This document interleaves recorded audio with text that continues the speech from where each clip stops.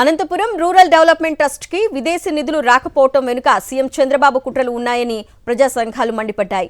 ఆర్టీడీకి తక్షణమే ఎఫ్సీఆర్ఏ అనుమతులు మంజూరు చేయాలని డిమాండ్ చేస్తూ అనంతపురంలోని కేంద్ర ప్రభుత్వ కార్యాలయాల వద్ద వివిధ ప్రజా సంఘాలు ఆందోళనకు దిగాయి. ఎన్నికల ముందు మంత్రి లోకేష్ ఇచ్చిన హామీలు ఏమయ్యాయంటూ వారు నిలదీశారు. మరి నారా చంద్రబాబు నాయుడు గారు సుపుత్రుడు నారా లోకేష్ గారు కళ్యాణ్ దుర్గంకు వచ్చి ఆర్డీటీ ఇక్కడే ఉంటుంది, ఆర్డీటీ సేవలు మీకు కొనసాగుతాయని చెప్పేసి మాకు అబద్ధపు మాటలు చెప్పి తప్పించుకొని అమరావతికి వెళ్ళిపోవడం జరిగింది.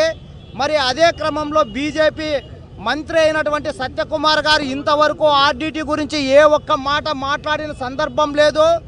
మరి కేంద్రంలో అమిత్ షా గారు నరేంద్ర మోడీ గారు దీనిపైన ఆచితూచిగా వ్యవహరించడం అనేది కూడా మరింత దారుణం.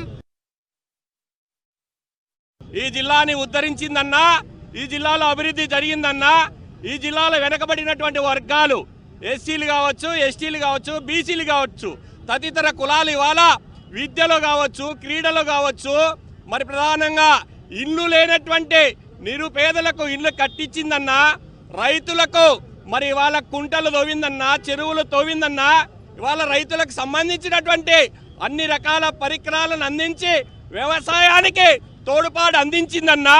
మరి ప్రధానంగా వైద్యం అనేది ఈ జిల్లాలో అందరికి కూడా మరి ఉచితంగా వైద్యం అందించిందన్నా. దమ్మున్నటువంటి సంస్థ ఆర్డీటీ.